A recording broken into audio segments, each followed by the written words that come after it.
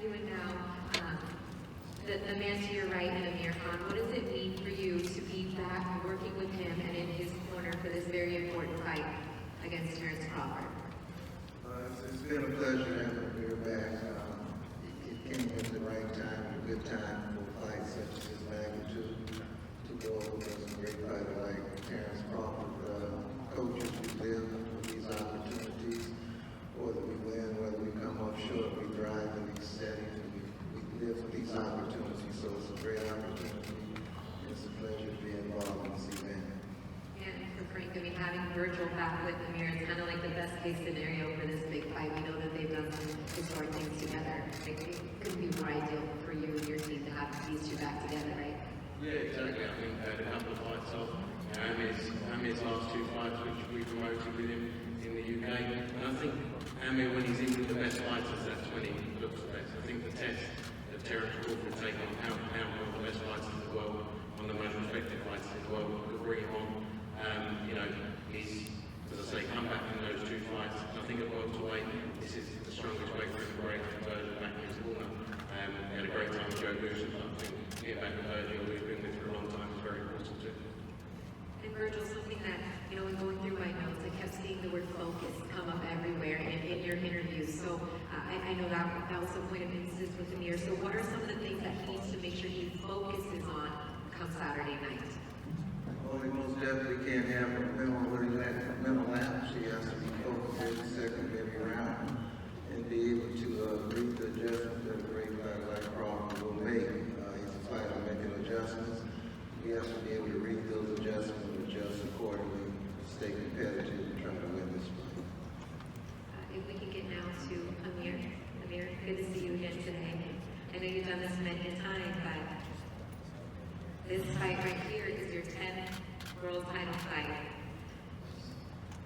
Where does this fight against Terence Crawford, if you can briefly look back in your long boxing history, kind of rank on that list of title fights? Yeah, this ranks probably at the top for me because fighting the world champion, Terence is very high in my rankings, maybe number one or number two, so it's just amazing for me to be in this position once again. That itself is a great motivation for me to know that I'm fighting the best out there once again, and it makes me train harder, work harder, focus on this fight. I know that I can't make any mistakes in this fight because I could be in trouble. Terence, I'll be watching all the videos of his fights. I see that how he breaks certain fights, how he sees openings and stuff, and I can't be making those openings easily. Maybe my last performance got me this fight. To me, that was the best performance, that was the best Amir Khan, and I'm now back with my own trainer version, where I'm happy, and he trained me the best, and he knows me better than any other trainer out there. So we know we've done everything we have to do for this fight, and I'm going to be more than ready. You talked about your last fight not being the best version of you. If you could look back, obviously you're undefeated at welterweight. What was the best version of you, and then what can we expect on I mean, I've had some good fights in the welterweight division. You fought Palazzo, we fought Alexander. I think, he's got the best out of me.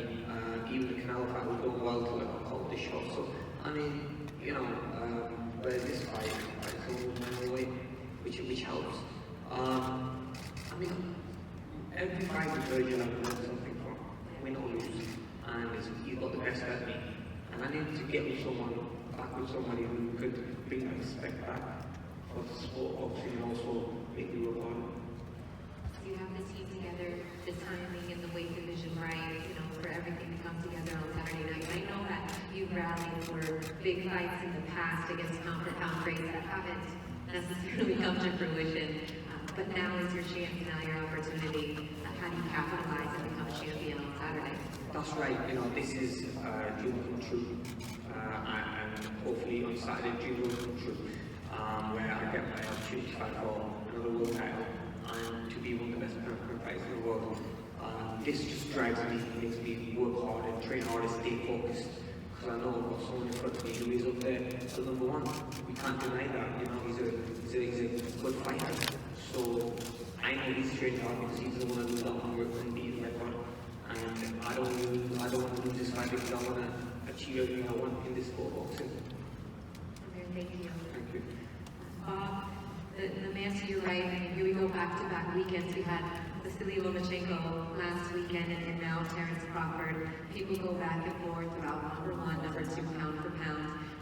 But at the end of the day, it's about the best fighters fighting on the biggest platform and getting the best opportunity. We've done that with Terence Crawford. What do you think that the public and the fans are going to see from Crawford on this biggest stage of boxing on Saturday night?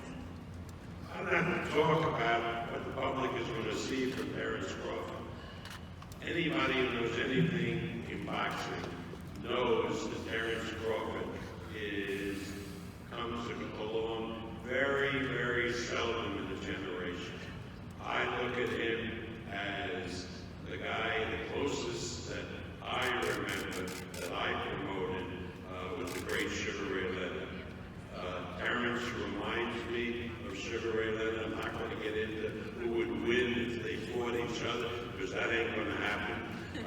But Terence is really something special, and I'm so delighted that we've been able to arrange this fight with Terence against Amir Khan, who I think is, I've always been an admirer of Amir Khan. Tremendous, tremendous fighter. I know Amir remembers the time I spent with him and his family when you were in Manny Pacquiao's training camp. So I know what he brings to this party, and I am really looking forward to performances by two great fighters, a generational talent in Terence Crawford, and one of the best fighters that I've ever seen in Amir Khan.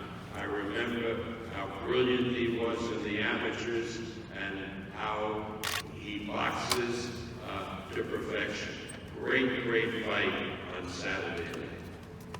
And the man getting the pound for pound king ready for this fight amongst your entire team is right here to my left, Brian Bowman McIntyre. We're used to holding these fights and calling fights, so you've been quite busy in the past 8 weeks or so getting your fighter and your team ready for this. But some couple little cool things you did a little bit different in this camp. I heard through the grapevine that you had spent some time at an astronaut training center doing some different things. Is that correct? Yeah, we took a little time when we would go out to the Air Force Academy up there, Colorado Springs, and my coordination with Terence, because I think it's very important that he's aware with Amir Khan because of the kind of speed and how fast he is and what he can do in the ring. I felt like this elevate Terence's IQ more than what it really is. And so we'll be ready. You are not only a trainer and a manager and a commentator now, but you're a student of the game, always studying, always learning. When you look at Amir Khan's career and what he brings to the table, what are some of the things that you feel like were points of emphasis that you work on with Terence specifically for Amir in this game? Well, I'll keep that quiet for right now because of the simple fact that until we step in the ring, Terence is showing up. Lastly, you always kind of look across from you not only at the opponent but the trainer, and you have a legendary trainer here in Verdejo that you're going to be across the ring from. What does that mean to you? You know, we talked about this before, just about not only going against the fighter, but the mental aspect of going against another top trainer in the game. It's an honor to be across the ring from Verdejo. And I will tell Verdejo and everybody in the world, you know, I'll listen to him as, you know, he's with Andre Ward, any other fighters that he was with, you know, as you say, the student of the game, you go back and try to listen to the trainers and see what they're telling you in the corner, and try to see if the fighters will go out there and do it, and also listen to him when he was with Amir Khan, and the fights that he had, and he performed very, very well. So, you know, I kept that in mind, and also kept in mind that I'm glad Amir back with Verdejo, because I don't want him to have no excuses when Terence start touching. Understood. Now, Terence, how you doing? I'm good. You two, I asked Amir, you two are a fighter that fights for your legacy, and you have some big names on your resume, but where does this fight, and more importantly, a win in this fight, what does that mean for your legacy, or is it just another fight to you? I don't believe no fight that I fight is just another fight for me. I believe all the fights that I fight from here on out is from my legacy. That's why I want the biggest fights out there. Amir Khan name came up because he was the next best welterweight in the division. I could have easily took Colossus. Like he said, he could have took another fight with Kell Griff. I could have took Colossus, but that wasn't the job that I really wanted to take. So Amir Khan is a great fighter. I can't take nothing away from him. He's done a lot in the sport of boxing. He has a big name. He's undefeated at the welterweight division. So why not take another step up? And it seems like no matter who you fight and who you beat, obviously being undefeated, everybody always has something to say after the fight about maybe they were overrated, or maybe they weren't as good as we thought that they were, or maybe people think Amir has no chance in this fight. Does that bother you that, you know, you don't really get the credit you deserve when the fights are all said and done, despite the hype before the fight? Sometimes it bothers me, but that just shows how down I am. You know, when you got undefeated gold medalists, you got undefeated world champions, that before the fight, a lot of writers, fans think that they want to steamroll you, or they too big for you, or this is going to be the toughest fight of my career. And after the fight, they say, oh, well, he wasn't that good, he was a stand-up fighter, or he was slow, or we knew he was going to do this, we just had to hype up the fight. So now they discredit me. But when you look at the fighters that I fight, that I've done for, like most of them never the same after they fought. You win the fight on Saturday. What do you want the story to be? What do you think that the headline should be? I don't know how to write the stories. You do actually. I don't know how to write the stories. You know, I just want people to respect me for my talent, the skills that I have, the willingness to go in there and fight anyone and everybody that's available.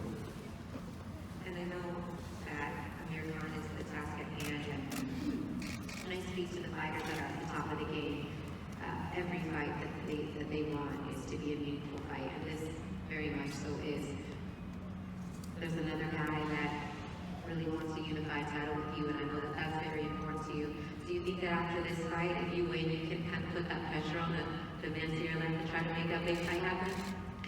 And listen, I can put pressure, I can put a gun to their head, but that still ain't gonna make the fight happen. They won't make the fight happen when they want it to happen.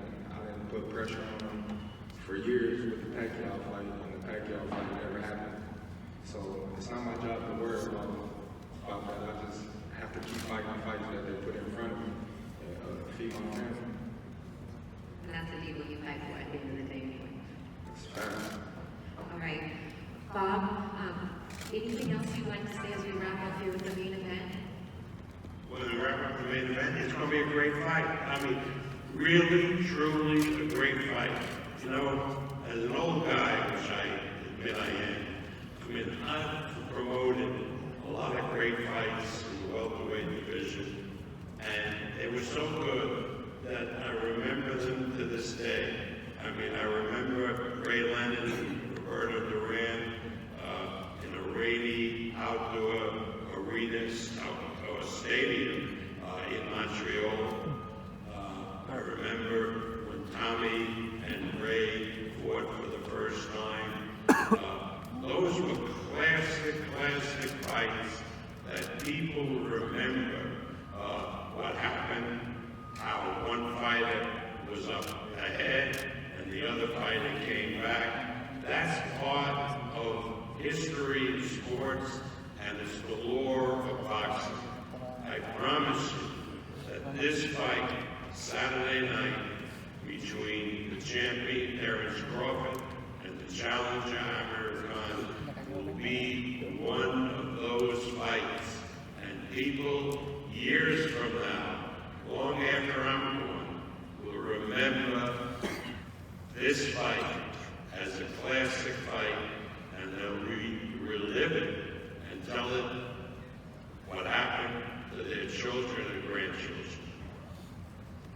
said, Bob. So with that being said, make sure you join us from Madison Square Garden this Saturday, April 20th, and live on pay-per-view. The first undercard bout will start at 6 p.m. Eastern on ESPN2, and then switch it over to your pay-per-view provider channel to watch the 4 main fights. The opening bout on our pay-per-view undercard features a fight. Not undercard, supporting. Supporting, excuse me, yes, the opening Supporting. fight, yes, on the supporting fight.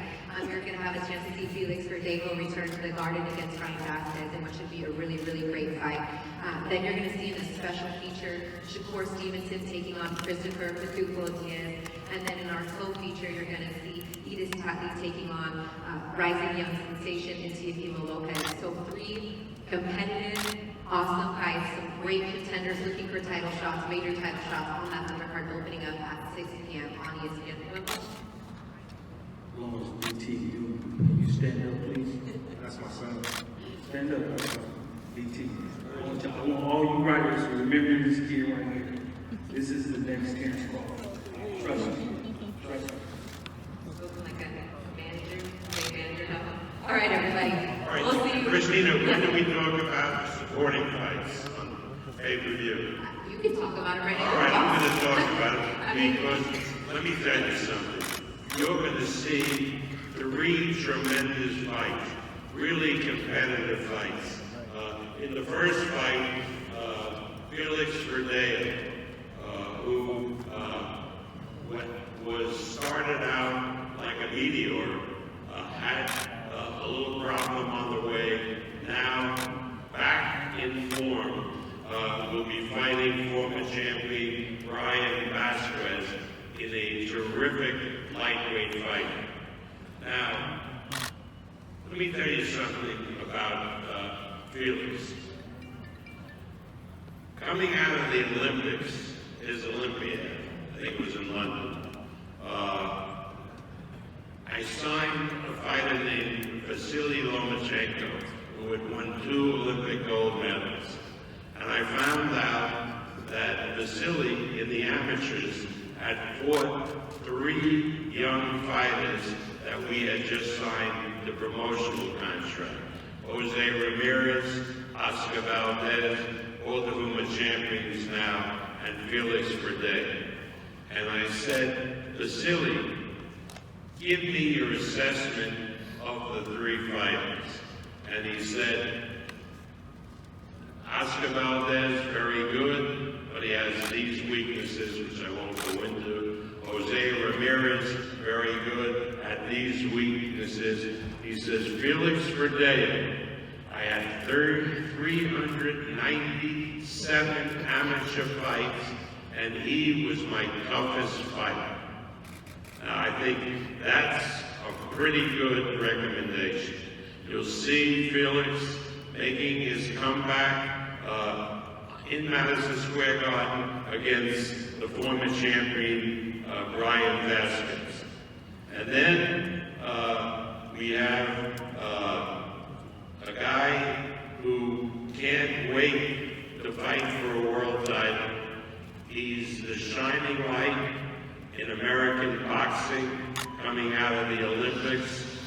He's really fighting a guy now trained by Freddie Roach, a former champion in Christopher Diaz of Puerto Rico. A hell of a step up. My matchmakers told me maybe a step too far. Shakur says, what the hell do you know about boxing? That he's ready to fight him. I mean, Shakur, I love how confident he is and how he feels that his career is only going upward. I know Terence trained with him, right? That's your guy, yeah. Yeah, right. They played that. Great fight. And then finally, I looked here and I couldn't believe it. This fighter from Finland, Edis Tatley, has fought the top fighters around the world. This is his first fight in New York. But Edward Tatley is probably the best or one of the best lightweights that Europe international boxing can offer. And I looked down and I said, look, 12 rounds. This guy, Teofimo Lopez, never go past 6. What the hell are you doing fighting a 12-round fight for? More money. All right. That's an answer. Anyway, I don't have to talk about Teofimo. Teofimo talks enough about himself. but he's able to back it up. That should be a terrific fight. It's going to be a great night of boxing. It's, I think, you know, looking back, having been at the first fight, which I told you about at Madison Square Garden, and Top Rank had a different name before Ali was not allowed to fight. And when he came back, his first fight in New York, thanks to a federal judge, because he was still under conviction for not participating in the draft. The Supreme Court decision came later. Muhammad Ali fought Oscar Bonavena December 7, 1970, and that officially was the first fight that Top Rank ever promoted, and it was here in this building in Madison Square Garden. It's going to be a great night on Saturday night. Thank you all for coming. All right, we'll see everybody. I'm ready.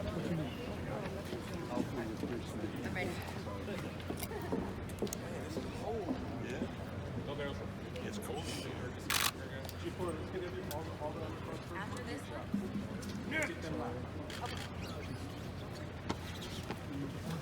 Where you going, Ben? You can't stand up. Sit.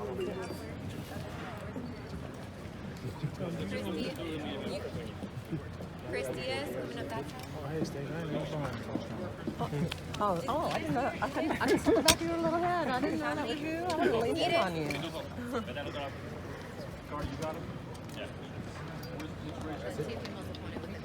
Christina, you need me? Steph, can you guys stay? You need me? You need me to come up? You got stay in. Rachel, stay in until Mike tells you to move out. Christina. Rachel! Come in, babe, please. I sent you. Guardy, these man connects to the side of the banner. Thank you.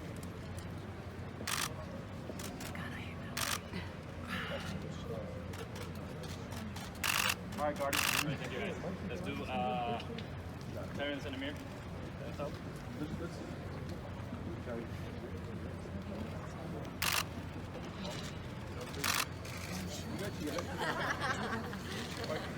That's why I'm standing right here, Mom, just in case. I know. Amir, do that special movie you might fall asleep. Face up. Amir.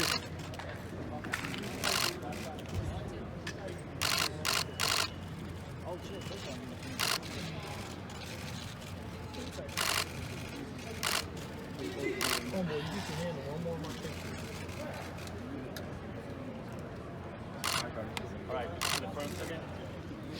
Do you want the girls in, Mike? Amir, down here, bud. Amir, look at that. No, Amir. That was such a chin. You good? All right.